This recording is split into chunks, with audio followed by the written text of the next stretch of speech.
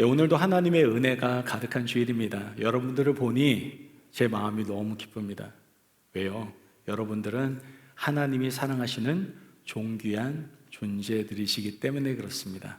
우리 양옆 앞뒤로 한 번만 더 인사하겠는데요. 당신은 너무나 존귀하신 분입니다 라고 인사 나누셨으면 좋겠어요. 당신은 존귀하신 분이십니다.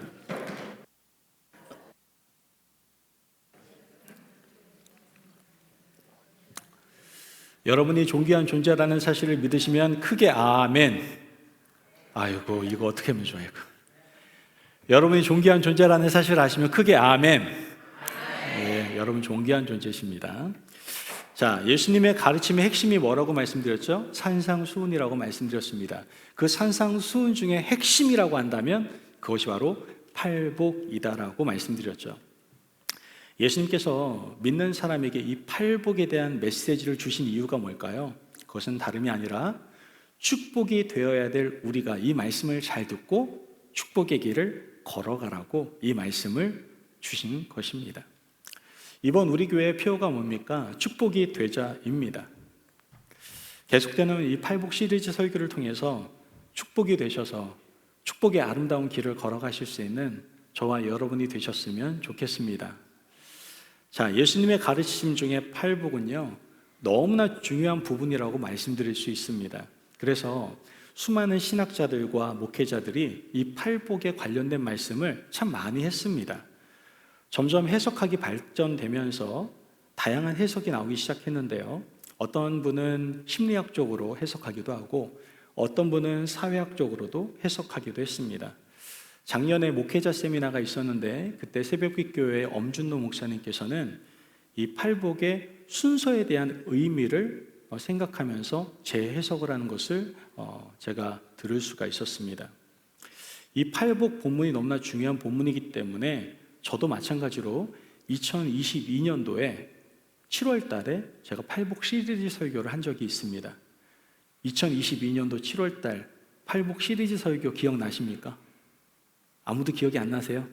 2022년도에 계셨던 분들이 계실 텐데, 그죠? 이렇게 까먹으셔야 저도 밥 벌어 먹고 살죠, 그죠? 예, 농담이고요. 여러분 아셔도 상관없습니다. 왜냐? 하나님의 말씀은 늘 날마다 새롭기 때문에 우리에게 부어주신 놀라운 은혜가 언제나 있기 때문이다라는 것이죠. 저는 8번을 걸쳐서 이제 팔복의 순서에 대한 의미를 함께 생각하면서 은혜를 나누고자 합니다. 진정한 축복의 길을 향하여 걸어가기 위해서 하나씩 하나씩 열어야 될 복의 문이 무엇인지 우리가 함께 점검하면서 함께 은혜를 나누고자 합니다. 요즘 젊은 사람들이 좋아하는 게임이 있습니다. 요즘 젊은 사람들이 많이 하는 게임이에요. 그래서 어르신들이 아실 수 있을지 모르겠는데 방탈출 게임이라고 아시나요? 들어보신 적 있으신가요? 요즘 젊은 사람들 그 이스케이프 룸인가요? 그 방탈출 게임 굉장히 많이 합니다. 여기 앞에 있는 청년들 한 번쯤 다 해보셨을 거예요. 그죠? 자, 이 방탈출 게임은요, 각 방에 들어가서 미션을 성취해야지 다음 방으로 넘어갈 수가 있습니다. 그래서 각 방에는 뭐가 있냐면은 미션을 해결할 수 있는 힌트가 숨겨져 있어요. 그래서 그거를 풀어야만 다음 방에 넘어갈 수가 있습니다. 만약에 그 미션 힌트를 해석하지 못하면 어떻게 됩니까? 그 방 안에 갇히게 됩니다. 저도 이 방탈출 게임을 한 번도 해본 적이 없습니다. 그 이유는 방에 갇힐까봐, 저는 못 나올까봐 제가 해본 적은 없습니다만, 어찌됐든 이 방탈출 게임의 특징은 뭐예요? 하나의 문제를 풀어야 다음 방으로 갈 수 있다는 것을 말하고 있다는 것이죠. 여러분, 저는 이것이 신앙생활이 아닌가 한번 생각해 보게 됩니다. 우리도 하나하나 믿음의 과정을 통과해야 합니다. 그리고 이런 믿음 생활의 마지막은 바로 진정한 축복의 문을 여는 것이다 라는 것이죠. 우리는 오늘 첫 번째 복의 문을 열고 앞으로 두 번째부터 또 8번째까지의 모든 복의 문을 열게 될 겁니다. 이 8개의 복의 문들은 우리가 축복이 되어 진정한 축복의 삶을 누리기 위해서 반드시 거쳐야 될 복의 문임을 여러분들 잘 기억하시고 잘 들으시기를 바랍니다. 지난주의 설교에서 여러분에게 진정한 복은 무엇이라고 말씀드렸습니까? 여러분, 진정한 복이 뭐예요? 뭐 로또 맞는 거 이런 거 아니라고 분명 말씀드렸죠. 진정한 복은 바른 관계다라고 말씀드렸어요. 여러분 진짜 복은요, 바른 관계를 맺고 있는 것이 복입니다. 그래서 지난주에 말씀드렸던 것이 첫 번째부터 네 번째까지가 누구하고의 관계의 복, 하나님과의 관계의 복이라고 말씀드렸고요. 팔복의 다섯 번째부터 여섯 번째까지가 사람과의 관계의 복이다라고 말씀드렸고요. 마지막으로 일곱 번째부터 여덟 번째까지가 자신의 일과의 관계의 복이다라고 말씀을 드렸습니다. 자, 첫 번째 복의 문 무엇입니까? 심령이 가난한 자는 복이 있나니 천국이 저희 것이미요. 이 복의 문은 하나님과 우리가 믿음의 관계로 들어가는 첫 번째 복의 문입니다. 우리가 신앙생활함에 있어서 축복의 존재가 되기 위해서 반드시 통과해야 될 첫 번째 문, 이것이 바로 비움의 복의 문입니다. 첫 번째 복의 문을 들어가기에 앞서서 우리가 생각하고 또 우리 스스로에게 질문을 던져야 될 것이 있습니다. 무슨 질문을 던져야 되느냐? 바로 지금 내가 붙잡고 있는 가치는 무엇인가? 우리 스스로에게 한번 질문을 던져보셔야 돼요. 어떤 질문이요? 지금 내가 붙잡고 있는 가치는 무엇인가? 우리 스스로 한번 질문을 던져볼 수 있어야 된다는 것이죠. 여러분이 지금 붙잡고 있는 것은 무엇입니까? 여러분이 지금 뭐 붙잡고 계세요 도대체? 세상에는요, 두 개의 가치가 있다라고 얘기를 합니다. 첫 번째가 절대 가치가 있고요. 또 다른 가치는 뭐예요? 상대 가치가 있다라고 이야기를 합니다. 절대 가치는요, 숫자나 조건과 관계없이 귀하고 소중한 겁니다. 숫자와 조건에 관계없이 변하지도 않고 귀하고 소중한 것, 이것을 절대 가치라고 이야기를 합니다. 그렇다면 절대 가치의 대표적인 예가 뭘까요? 바로 인간입니다. 인간이 절대 가치예요. 여러분 생각해 보십시오. 이 세상에 사람이 얼마나 많습니까? 인간들 얼마나 많습니까? 그죠? 전 세계 인구가요, 2024년도 3월 기준으로 약 81억 명입니다. 어마어마하죠. 굉장히 많은 사람이 있어요. 일반적으로 많으면 많을수록 가치가 높을까요? 가치가 떨어질까요? 가치가 당연히 떨어져야 됩니다. 그렇지만 인간은 그렇지 않다라는 것이죠. 한 사람 한 사람이 소중하기 때문에 누군가 죽음을 맞이하게 되면 함께 슬퍼하고 또한 그를 그리워하게 됩니다. 마태복음 16장 26절 말씀을 같이 한번 보도록 할까요? 마태복음 16장 26절입니다. 시작.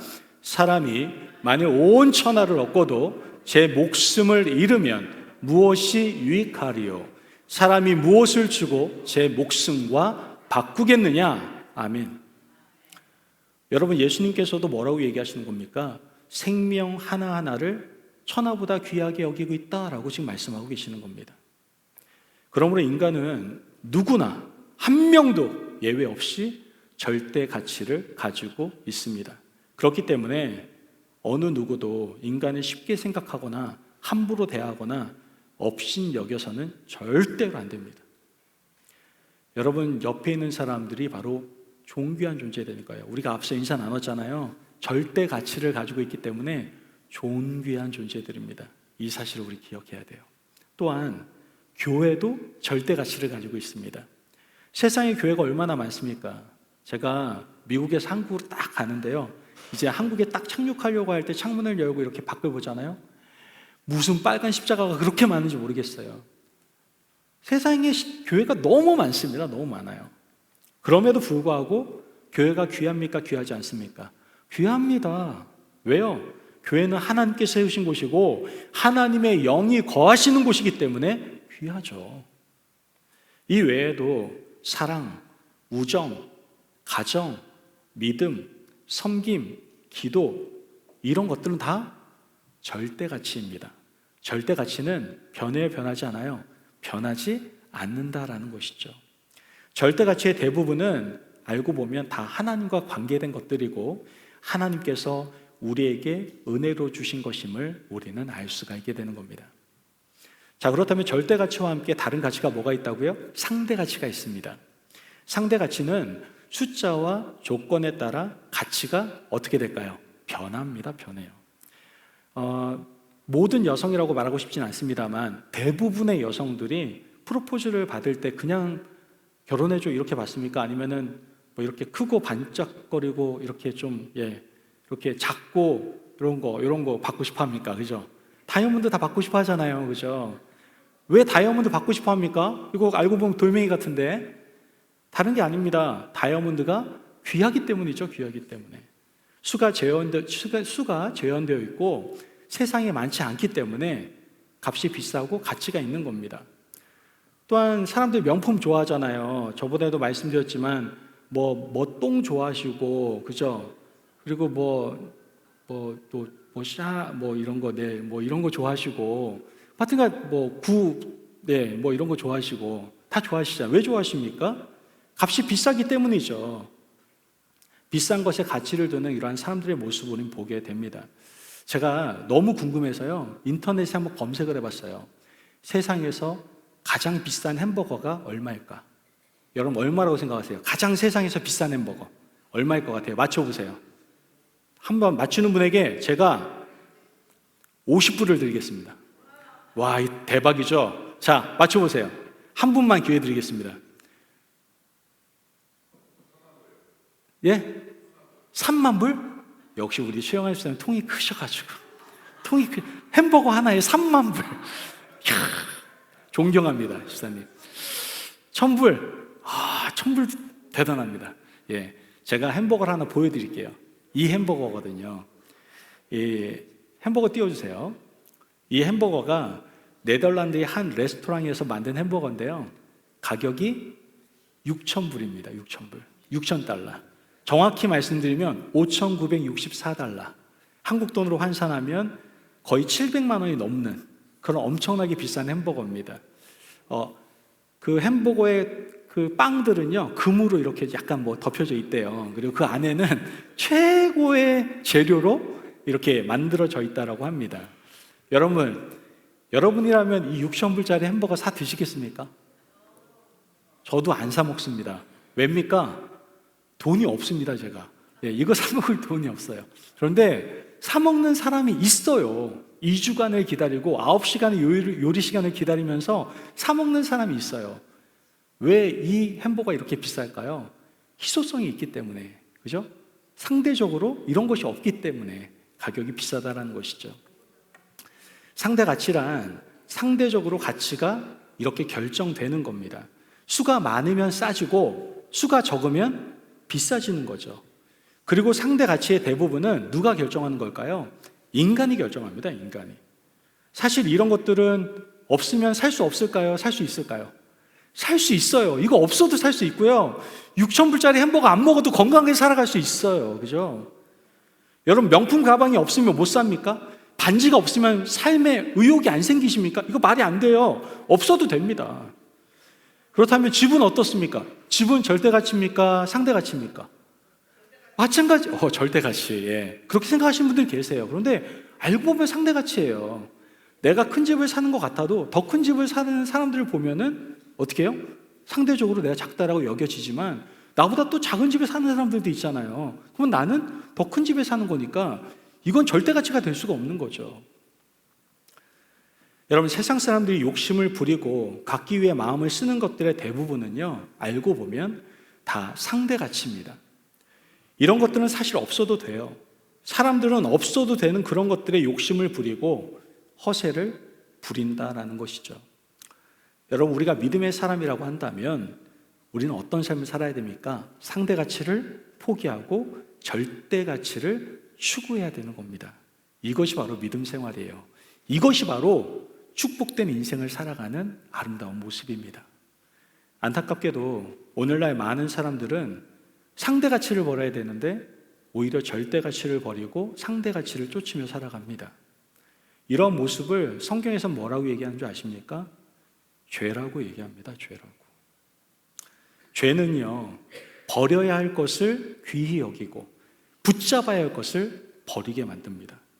믿음을 버리게 만들고 세상에 빠지게 만들죠. 없어도 되는 상대 가치에 집착하게 만듭니다.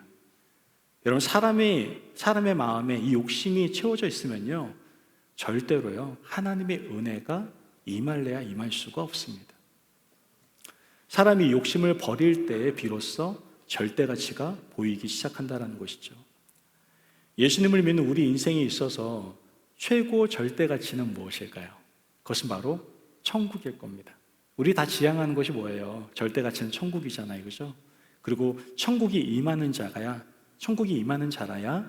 우리는 축복된 진정한 축복이 되어 그 축복을 누릴 수가 있다는 것이죠. 사도 바울은요, 진정한 축복이 되기 위해서 자기가 가지고 있던 모든 상대 가치들을 버리는 것을 우린 보게 됩니다. 아버지의 재산도 버렸죠. 그때 당시에 최고의 권력과 명예라고 할 수 있는 사내들인 공회원이라는 그러한 모든 자격도 버렸습니다. 또한 사도 바울은 모든 것을 버리고 주님을 쫓았습니다. 여러분, 지금 마음을 채우고 있는 것은 무엇입니까? 아직도 상대 가치를 추구하는 욕심을 부리고 있지는 않습니까? 오늘 이 시간에 함께 버립시다. 버려야 하나님과의 바른 관계가 시작될 수 있는 겁니다. 오늘 하나님과 바른 관계의 첫 시작을 같이 하자고요. 심령이 가난한 자는 복이 있나니 천국이 저희 것이며.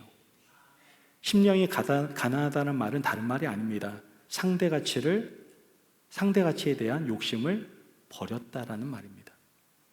여러분, 상대 가치의 욕심을 버려야 천국이 우리 안에 임하게 되고 진정한 축복이 될 수 있습니다. 세상 나라의 것을 버려야 하나님 나라에 대한 열망이 생기게 된다는 것이죠. 그러므로 상대 가치의 욕심을 버리고 절대 가치를 붙잡고 나아가는 저와 여러분이 되시길 간절히 바랍니다. 아멘. 자, 여러분, 우리가 이렇게 절대 가치를 붙잡고 살아간다고 한다면 절대 가치를 붙잡고 살아가는 사람의 특징을 바로 알아야 됩니다. 절대 가치를 붙잡는 사람은요, 이거를 반드시 합니다. 뭘까요? 절대 가치를 붙잡는 사람은 기도를 합니다. 믿으십니까? 절대 가치를 붙잡고 살아가는 사람은요, 기도합니다. 기도. 많은 그리스도인들이 절대 가치인 천국을 심각하게 생각할까요? 생각하지 않을까요? 생각보다 천국을 심각하게 생각하지 않습니다. 여러분, 하루에 천국 몇 번 생각하십니까? 천국보다는 다른 거 생각 많이 하시잖아요, 그죠? 내 취미 생활 뭐 등등 여러 가지 다른 생각 많이 하시잖아요, 그죠? 그리고 이렇게 생각할 수 있습니다. 아유, 뭐 나야 예수님 믿으니까 죽으면 천국 가겠지 뭐. 대충 이렇게 생각을 합니다. 사람들이 천국을 심각하게 생각하지 않는 이유는 하나님과의 관계가 강하지 않기 때문에 그렇습니다. 그렇다면 왜 하나님과의 관계가 강하지 않습니까? 하나님을 전적으로 의지하지 않기 때문에 그런 겁니다. 우리가 하나님을 강하게 의지할수록 하나님과의 관계가 강해질 수 있는 것이죠. 많은 사람들이, 심지어 믿는다고 하는 사람들도 하나님의 도움을 받지 못하고 힘든 인생을 살아가는 모습을 보게 됩니다. 왜 그렇습니까? 하나님을 전적으로 의지하지 않아서 하나님의 관계가 약해 있기 때문에 그렇습니다. 그렇다면 왜 하나님을 전적으로 우리가 의지하지 못하는 것일까요? 한 3가지 정도 예를 들면은, 먼저 여러분 안에 지금 이미 다른 천국이 있기 때문에 그렇습니다. 내가 하나님을 전적으로 의지하지 못하는 이유는 여러분 안에 이미 다른 천국이 이미 임했어. 다른 천국이란 무엇입니까? 내가 지금 욕심 부리고 있는 게 바로 다른 천국입니다. 그것을 붙잡기 위해서 시간도 돈도 쏟아붓고 있는 것, 그것이 내가 가지고 있는 천국입니다. 그러다 보니 결국 하나님께 헌신하지 못하는 것이죠. 이런 사람들은 자신 스스로 만든 천국을 버리고 하나님의 천국에 가고 싶어 하지 않습니다. 골프를 좋아하는 사람은 어디가 천국이에요? 골프장이 천국이에요. 그죠? 또한 갬블을 좋아하는 사람은 어디가 천국일까요? 당연히 카지노가 천국인 겁니다. 요즘 청소년들 게임 엄청 좋아하거든요. 저희 아들도 게임 엄청 좋아합니다. 그 청소년들에게는 어디가 천국일까요? 게임의 세계가 천국인 거예요. 제가 가끔씩 깜짝깜짝 놀래요. 저희 아들 없으니까 얘기하는 거지만, 우리 아들이 갑자기 제가 설교 준비하고 있는데 원래 그런 스타일이 아닌 것 같은데 막 따다다다다 막 하면서 웃어요. 막 하하하 막 이러면서 웃어요. 제가 깜짝깜짝 놀랍니다. 뭐 하고 있는지 이렇게 보면은 게임하고 있어요. 거기가 천국인 거죠. 여러분, 갬블을 좋아하는 사람이 2주 동안 참다가 도저히 참지 못해서 카지노를 가면서 이런 말을 했다고 합니다. 카지노로 가는 제 마음이 천국을 가는 것 같았습니다. 이렇게 말했다고 하더라고요. 이처럼 세상을 붙잡고 사는 사람에게 이미 세상이 천국인 겁니다. 세상이 천국인 사람에게 세상을 버려야 가는 천국은 더 이상 천국이 아니다라는 것이죠. 가끔 대화를 나누다 보면 성도님들 이야기 속에서 가슴 아플 때가 있어요. 천국에 대한 소망이 희미한 분들을 가끔 만나게 되거든요. 이런 분들의 특징은 뭐냐면은, 나는 천국 너무나 좋은 거 알고 있는데 나 이 땅에 살아가는 게 지금 너무 좋아요. 이렇게 말하시는 분들이 계세요. 아직 천국을 제대로 맛보지 못했기 때문에 그렇습니다. 여러분, 내 안에 천국이 있지는 않은지 한번 돌아보실 수 있는 한번 시간을 가져보시기를 바라요. 두 번째로 우리가 하나님을 의지하지 못하는 이유는 이미 의지하는 것이 있기 때문에 그럴 거죠. 내가 다른 거 의지하고 있기 때문에 그렇습니다.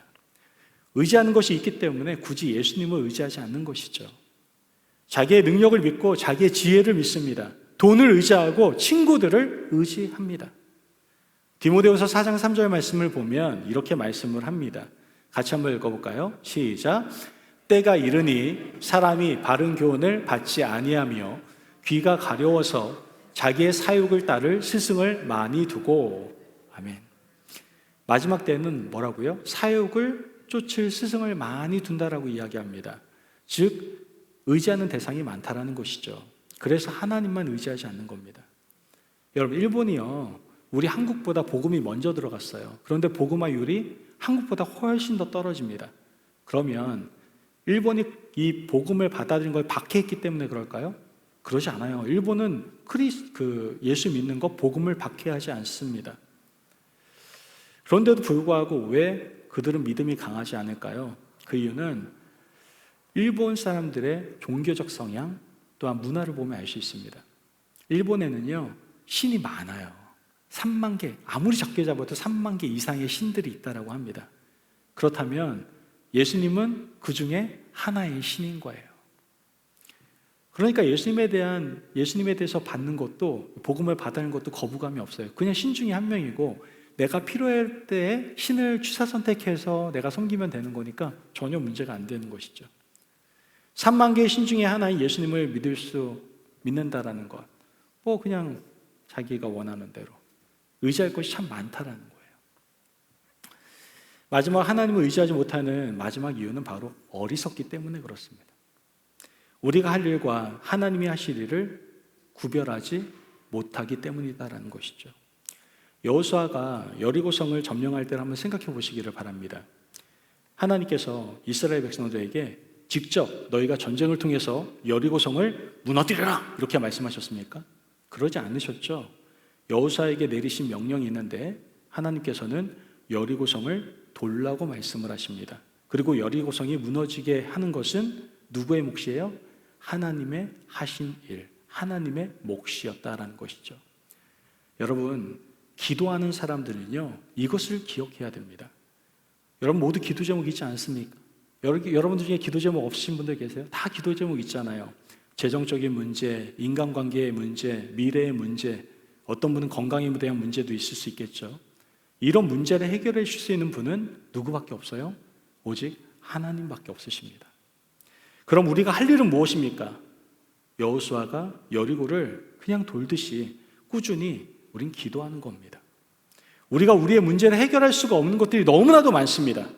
그러나 우리가 할 수 있는 것이 있습니다. 그것이 바로 기도입니다. 기도는요, 하나님께 전적으로 의지하며 맡긴다라는 표현입니다. 저는요, 아침마다 와가지고 기도할 때 리모델링 되어진 우리 교회를 봅니다. 그때마다 제가 생각되는 게 있어요. 와, 우리가 할 수 있는 것은 아무것도 없었는데 우린 기도하면서 순종한 것뿐인데 하나님께서 이렇게 만들어 놓으셨구나. 여러분, 하나님이 하십니다.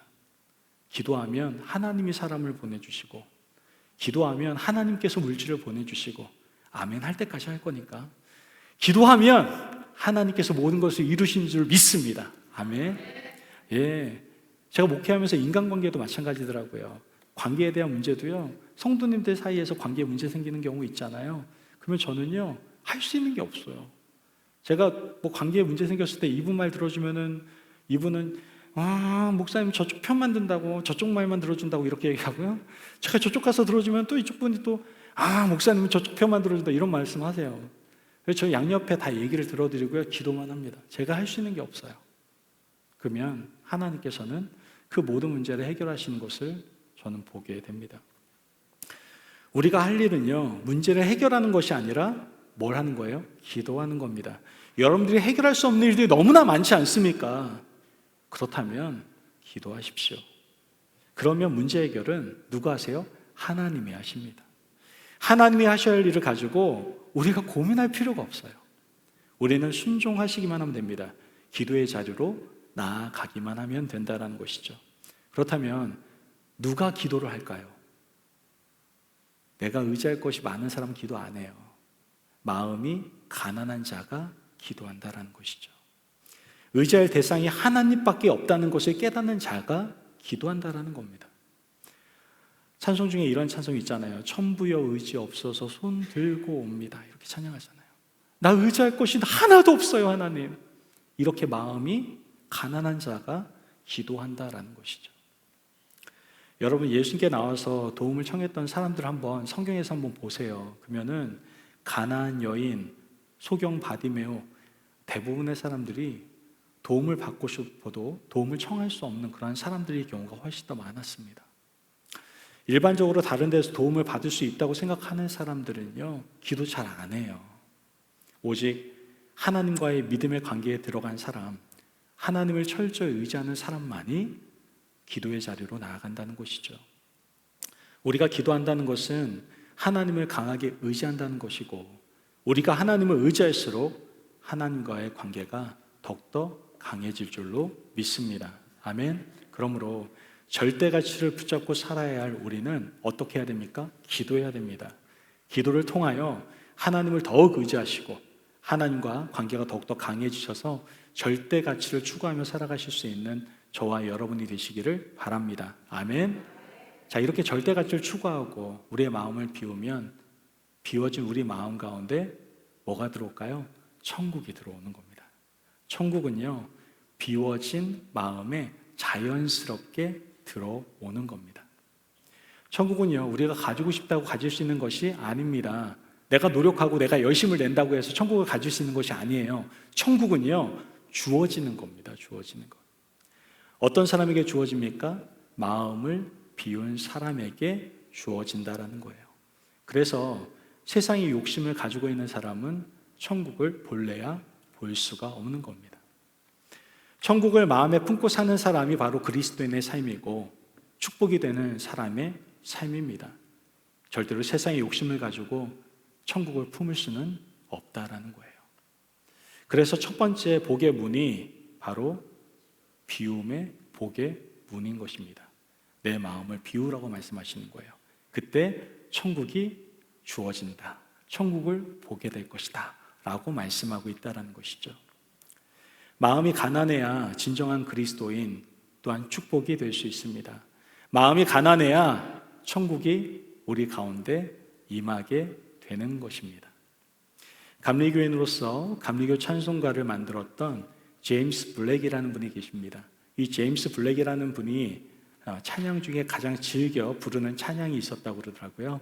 그 찬양이 찬송가 438장입니다. 우리 한번 찬송가 438장 보겠습니다.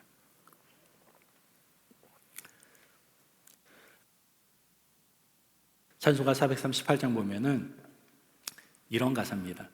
내 영혼이 은총 입어 중한 죄짐 벗고 보니 슬픔 많은 이 세상도 천국으로 화도다. 주님에게 주의 얼굴 뵙기 전에 멀리 뵈던 하늘나라 내 마음속에 이루어지니 날로 날로 가깝도다. 높은 산이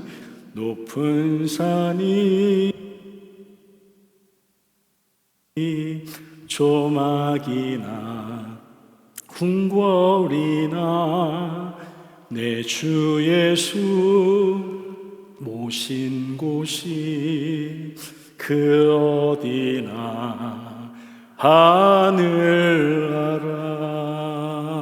아멘.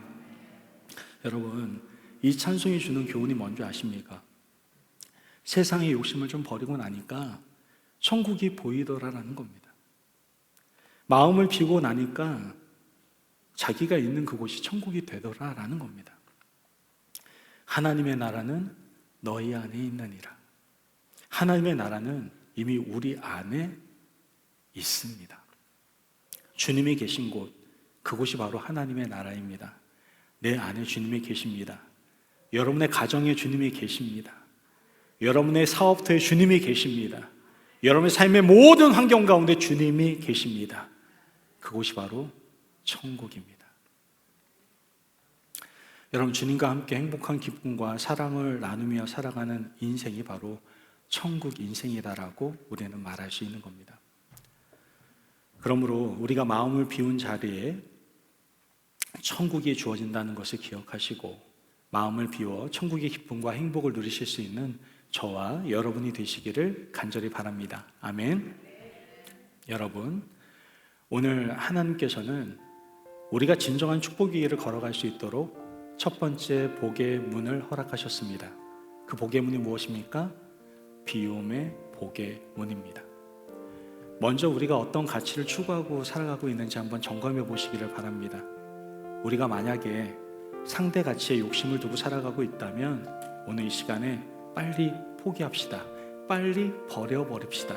그리고 절대 가치를 붙잡고 살아가시기를 바랍니다. 절대 가치를 붙잡고 살아가는 사람은 특징이 있습니다. 어떤 사람입니까? 기도하는 사람입니다. 기도는 하나님을 철저히 의지한다라는 표현입니다. 하나님을 의지하면 의지할수록 하나님과의 관계가 강해져서 우리가 절대 가치를 추구하며 살아갈 수 있게 됩니다. 그러나 이 절대 가치인 천국은 우리가 가지고 싶다고 가질 수 있는 것이 아닙니다. 절대 가치인 천국은 마음을 비운 사람에게 자연스럽게 주어지는 것입니다. 그 천국을 품고 살아가는 사람이 축복된 인생을 살아갈 수가 있게 되는 것입니다. 오늘 말씀을 통하여 성령님과 함께 비움의 복의 문을 활짝 열고 나아가실 수 있는 저와 여러분이 되시기를 주님의 이름으로 축복합니다. 아멘.